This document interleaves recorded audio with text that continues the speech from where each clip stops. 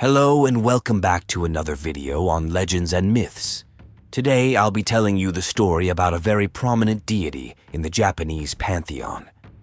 This deity can be seen as a mighty heroic figure and also a mischievous one. He is the bringer of storms, tidal waves, and harsh wind.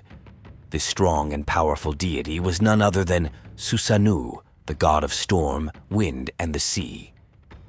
Susanoo, also known as Susanoo no Mikoto, is a multifaceted deity with contradictory characteristics of both good and bad, considering he is portrayed in various stories either as a wild, impetuous god who was banished from the high plane of heaven, or as a heroic figure who slew the great serpent Yamata No Orochi. Susanoo is the son of the primordial gods Izanagi and Izanami, and is also the younger brother of Amaterasu, the sun goddess, and Tsukuyomi, the moon god. Susanoo is the god of storms, and as such, he is also associated with wind, fields, and the harvest.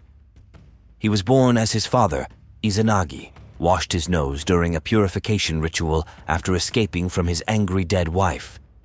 His elder siblings, Amaterasu and Tsukuyomi, were also born during this ritual. Izanami set these three gods at the head of the heavenly bureaucracy and selected Susanoo as its guardian. Susanoo's family varies greatly depending from tale to tale, and as such he has many wives and children. Included in their number is Kushinada Hime, his first and most prominent wife, who bore him 5 children: Kushinada Hime, Inada Hime, Makami Fury Kushinada Hime, Yashimaji Numi, and Okuninushi, the god of magic. Outside of his marriage, Susanoo has had countless consorts and children by other women and kami. Susanoo not only wielded the power of storms and wind, but he is also a skilled swordsman who exhibits bravery and courage in the face of danger. He, in contrast to Amaterasu, is a chaotic force rampaging through the high plane of heaven and wreaking havoc among its divine inhabitants. Due to his uncontrollable behavior, Izanagi proceeded to banish his son, a sentence that Susanoo accepted. Before he left, however, Susanoo went to say goodbye to his sister Amaterasu, with whom he regularly quarreled. Amaterasu was suspicious of his sincerity, and Susanoo challenged her to a contest to prove it.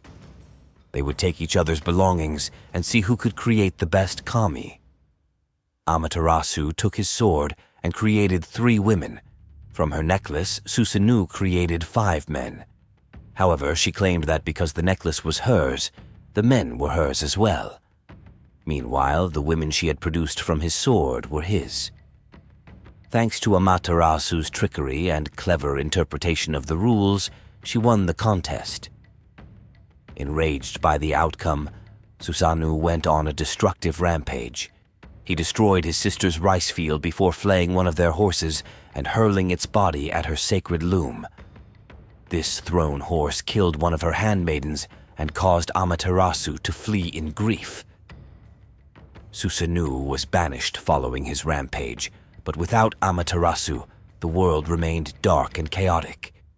Susanoo descended to the ancient land of Izumo in what today is the eastern portion of Shimane Prefecture.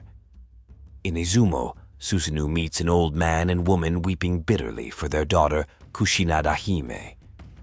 The pair tell the storm god of the impending arrival of Yamata No Orochi, a fierce and terrible serpent with 8 heads, 8 tails, and a body long enough to cover 8 mountains and valleys.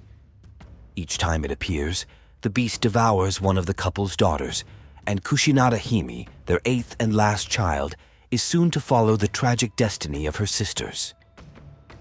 Susanoo would not stand for this, however, and sought to end the couple's despair. As they prepared for Orochi's coming, Susanoo turned Kushinada Hime into a comb and put her in his hair. Meanwhile, the elderly couple placed a tub of sake outside for the dragon to drink. Drawn by the sake, Orochi drinks its fill and falls asleep, at which Susanoo swoops in and cuts off each of its heads.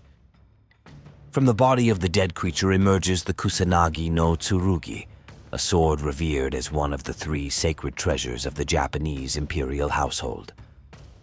Following these events, the grateful couple married Kushinada Hime to Susanoo. Now seeking to make amends with Amaterasu, the storm god presented her with Izanagi no Tsurugi as a sign of his penance. Like Susanoo, a storm is an unpredictable force of nature. At times he may be seen as a chaotic figure. He is also a hero and a protector.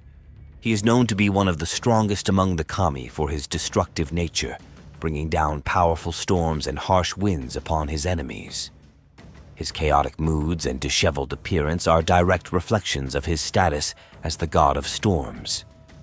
The seas surrounding South Japan, where many of his shrines are located, reflect these attributes. Despite him being both benevolent and malevolent, he remains one of Japanese mythology's most celebrated heroes. In what is now his most famous feat, he fought and slew the fearsome eight-headed dragon, Yamata no Orochi, killing it with his famed 10-span sword, the Totsuka no Tsurugi. As the son of Izanagi, he holds dominion over spirits of thunder, lightning, storms, winds, and the sea.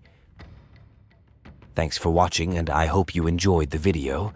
Please make sure to like, share, and subscribe for more videos like this to come.